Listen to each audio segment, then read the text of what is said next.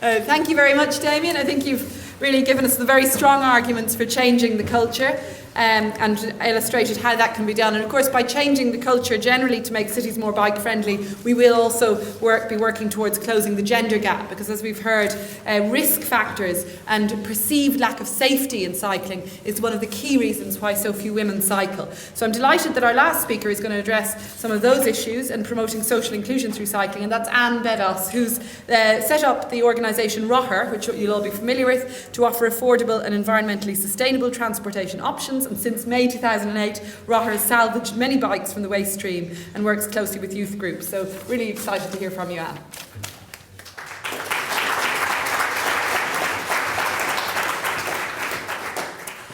Hi everyone, thanks all for coming to the conference. Small introduction from Ivana. I'm delighted to meet you, by the way, all-time admirer. So just a little bit on myself first. First of all, I don't do PowerPoints. I do not like them. So sorry, this is going to be a blank screen for something like 15 minutes. So what about me? So first of all, I'm a cyclist, and I think this is a very important thing. I know we are all cyclists here, but the day-to-day experience of having to cycle in a congested city like Dublin makes it, and having to be confronted with the conditions of cycling on an everyday basis is actually very important to kind of know which decisions are the most important ones. I founded ROHR in 2008 on two grounds, really. First of all, I'm a little bit of an environmentalist myself, so I saw all these bicycles being abandoned on the streets of Dublin and nothing was being done to them. They were being dumped to a metal recycling facility by Dublin Port back in the day, so that was the first trigger. The second one is that I am a social scientist and I do specialize in social inclusion. And bicycles are an extremely efficient medium to promote social inclusion. I will develop on that later on. But what is ROHR to begin with? Well, ROHR has many sides. First of all, it's a recycling initiative. So as I said, we take all bikes from the road, we put them back on the road. So if you have an abandoned frame, something that you're not using, you just can bring it to us and we will do something with it. We will definitely do something with it. Either we reuse the frame, the wheels, the tires, anything. We reuse things to build other bikes, to give these bikes another home. So that's what we do. The second aspect of things is the social inclusion. Before setting up ROHR, I was working in community development, and I set up a network of like-minded organizations, and especially youth organizations. And what we realized, and what I realized by working with them, is that a lot of young people from disadvantaged areas would not have access to play, would not have access to transportation, would not leave the area, and also would have nothing to do after school, if they were still attending school, that is. So that was, the combination of these factors that made us create ROHR. So just to see social inclusion and bikes, some of you might not see the relation straight away, but it is extremely closely linked. Unfortunately, right now, cycling is still seen as a middle-class kind of activity, middle-class, environmentalist, green, some kind of a bobo hipster kind of thing. This is just, it shouldn't be the case. Damien showed it with his diagram, everybody was cycling back in the 20s, up to the 60s, so there's no, there shouldn't be any social divide there. But there is one, and there are many reasons for that. First of all, there's this new notion of transport poverty. Cars are seen as the main mode of transportation. Cars are expensive. Cars are expensive to run, they're expensive to insure, petrol is expensive, oil prices are going through the roof. So the transport poverty is the notion that the disposable income that you have at the end of every month, after paying for all these expenses that I've just mentioned, is extremely low. So basically, your poverty line is being crossed only by running a car. There are actually very scary statistics on that. Some low-income families spend up to 2/3 of their budget just running a car because they need to go to work, they need to access childcare facilities, they do, things that we all do. So this is the notion of transport poverty. This also leads to the lack of access to shops, to work. We are confronted in Roher. We are a very hands-on kind of organization. There are loads of academics in the room today, so I'm not going to go through all the, the kind of academic considerations. But we do see a lot of different situations when we work with the different people we work with. We work with people who have been homeless, people who have been long-term unemployed, with young offenders, with ex-offenders. So we do deal with the most marginalized people in our society. And what is very striking, really, is that what we consider as being the normal things to do, going to work, going shopping, and all these very small things are actually quite difficult to do when you live in the outskirts. Loads of poorer people who live in the outskirts of the city. When the bus fare is that expensive and is dependent also on the distance you have to go through. Ballymoon to the city centre is a longer distance than College Green to Grafton Street, and you pay more. The bus fare, you pay more for the bus fare when you live further away from where you want to go, and this is a great problem. Also, bikes are expensive. Bicycles in Ireland are tremendously more expensive than in the rest of Europe. For a new bike, for something working well, you probably would spend between 400 and 600 euros for something decent. And this is a huge chunk of money for a lot of people with, just on social welfare, which is not even 200 euros a week. So all these prevent people from accessing, the basic needs, but also the subject of this conference today is increasing cycling participation and closing the gender gap. I will have a little word on the Women on Wheels initiative that we launched a couple of months ago, just because I wanted. But so if you want to increase the cycling participation in the city, you have to include everybody. So you have to include middle class, lower classes. Everybody needs to get an access to a bike, and that's not extremely easy to do because of all these things I've just talked about. Also, we work a lot also with asylum seekers. I'm not sure if everybody is aware of that, but asylum seekers live on an allowance of 19 euros 60 a week. Most of it is totally spent on bus fares. So what we do, when we have money at the end of the month, which is not always the case, is we donate bikes to Asylum Seeker Center. We do work with the Spiritzy, for example, on the Fisborough Road, just 2 doors down from where our Fisborough Road shop is. And they have a pool of bikes that their clients can just use. And we repair the bikes when they need to be. So what can be done?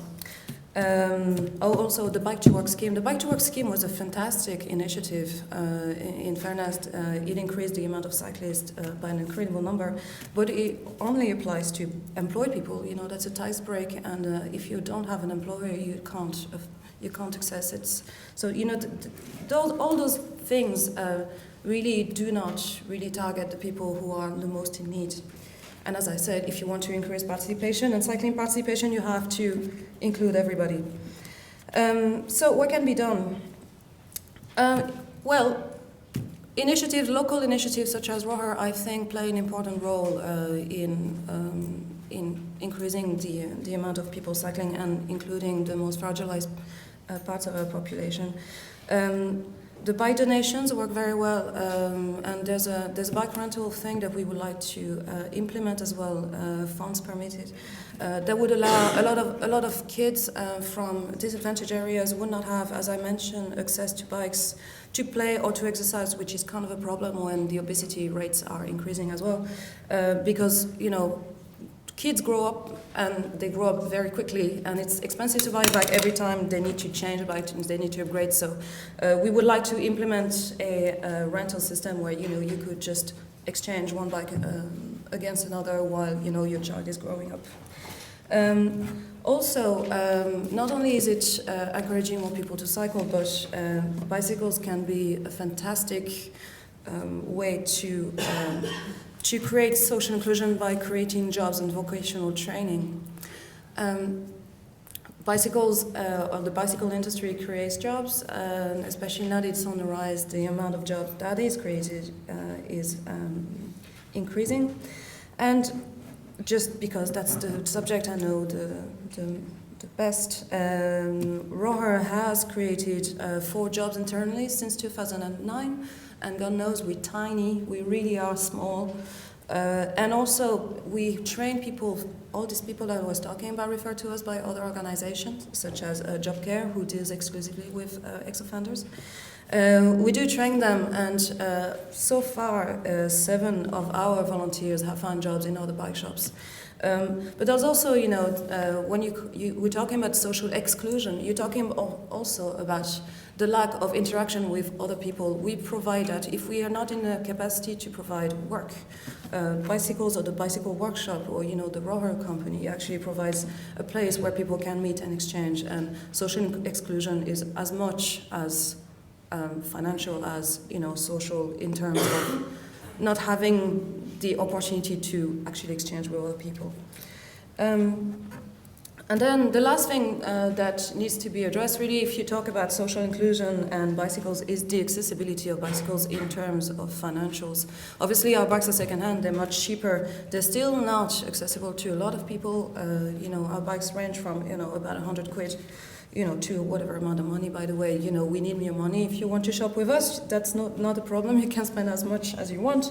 But we start about 100 quid, and 100 quid it's still quite a lot of money for a lot of people.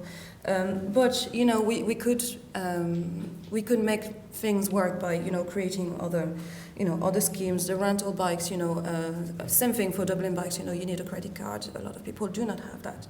So there's lots of ways where we could just increase the accessibility of bikes to people who never really have a say, in conferences or otherwise. Just about the Women on Wheels, because that's, before I conclude, Women on Wheels, the subject of this conference is increasing or closing the gender gap. So why aren't women cycling? I think there's loads. I mean, we had this brainstorming session, the first WA meeting, the first Women on Wheels meeting. A lot of it has to do with infrastructure. I mean, in fairness, the infrastructures are not very good. And being, just yesterday, and I think I always prefer the word assertive to aggressive, but I'm an assertive cyclist. So, but even yesterday, and I am a very confident person, I just almost got hit by the rear mirror of a bus, a Dublin bus. He was speeding through College Green, the exact same spot every time. College Green is horrible when it comes to cycling. I mean, that would scare a lot of people. You really need to be courageous out there to put yourselves in this situation. So that's a lot to do with, the risk-taking thing. Another thing was about the clothes and the appearance that you have. We've seen this morning was not the best morning to cycle at all. I am a bicycle mechanic. The appearance that I have at work doesn't really matter. I'm gonna be manky at the end of the day anyway. So you better start early. But when it comes, most women do have jobs where appearance is extremely important. They're teachers. They work in offices. This is very important. You cannot show up in the office like I was. When I arrived in my shop this morning, there was water dripping from my face. This is not really acceptable when you have to deal with the public, for example. So this is the second thing that women were talking about. And also, I think role models are extremely important. Seriously, there's no role model in terms of female cyclists whatsoever. There are very few female cycling champions that we talk about. When it comes to, I do work a lot with Dublin Cycling Campaign, and I do love the work you do, guys. But it is still extremely male orientated. I do have 2 bike shops in town. I mean, even when I am straight by the door, and that my mechanics, who are all male, are just even further away from the customer coming in, sometimes, you know, they do not talk to me. Sometimes the customers do not talk to me at all. You know, this is still a very male thing. You know, there's a guy in the room, you know, it's a bicycle shop, you know, the guy must know more than I do. And, you know, I always have to explain, well, you see what, I'm their boss. You know, it's almost, you know, this is a very male thing. So how to tackle that? The role model thing is very important. Then the women on wheels stuff, we're trying at a micro level to increase just the participation of women cycling, just to show to some of them who would be intimidated by the conditions that it's okay, that, you know, you can, and first of all, it's not shameful either. Everybody's scared, but, you know, we do acknowledge it, and, you know, some people don't. But most of us do say, yeah, it's scary out there. And it's okay to be scared, you know, but we can provide you with a cycle body. When it comes to, you know, I am afraid to get sweaty when I cycle, then, you know, we just come up with answers such as, well, if you're sweaty, it's just because you cycle too fast. You know, there is this, you know, the cycle fast, and all these things, you know, they are very aggressive emotions. This is what Damien was talking about, you know, the changing of the image of cycling and the cycling culture. Cycling doesn't have to be fast, it doesn't have to be aggressive, it doesn't have to be lycra clad. You know, you can just cycle in normal clothes, and you can cycle at a normal speed. So that was about why, as you might have noticed, I'm slightly passionate about all this. So the conclusion, when it comes to social inclusion and increasing the cycling participation and closing the gender gap, well, when it comes to the social aspect of things, by tackling the price of bikes, by tackling or just kind of making our roads more bicycle friendly and enable people to cycle to work, even if they live in remote areas, by decreasing the prices on bike, by enabling something, you know, like the bike to work scheme, but which will be accessible to people without work, and who still need a bike to go to the job interviews. We could actually increase the amount of cyclists on our roads, and by making, you know, by changing all these things that I talked about, that Damien talked about, that Kieran talked about, we could also make bike more accessible and like a normal activity, decreasing obesity, increasing the amount of women on bikes. So it's all very promising. Thank you very much.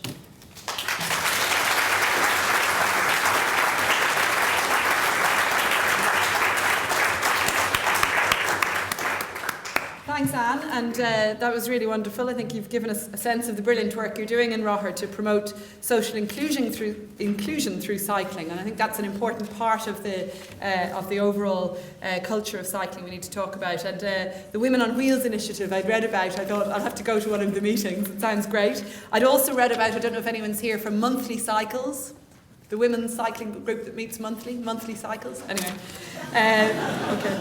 I thought that was another brilliant initiative, and it's initiatives like that will clearly help to close the gender gap. I mean, I referred earlier to some of the studies from elsewhere. There was one official report in Australia in 2007 directly addressing the issue of how to get more women cycling, and one of the things they look at is ensuring increased separation of cyclists from motorists, something that I think Damien talked about, that was a key factor they saw in trying to challenge this perception of risk and danger among women cyclists, which Anne spoke about. And I mean, Anne, you've also addressed the very practical point, I know, as a woman cyclist who has to appear professional, of clothing. That is a huge issue when you're trying to cycle on a daily basis as a commuter.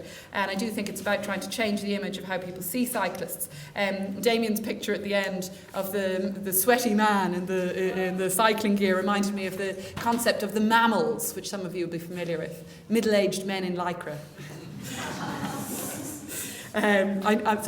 Some of my best friends are mammals, I hasten to add, so it's not pejorative, but it's just to try and change the image of cyclists, to make people see cycling as normal, that you can do every day in your work clothes. That's important.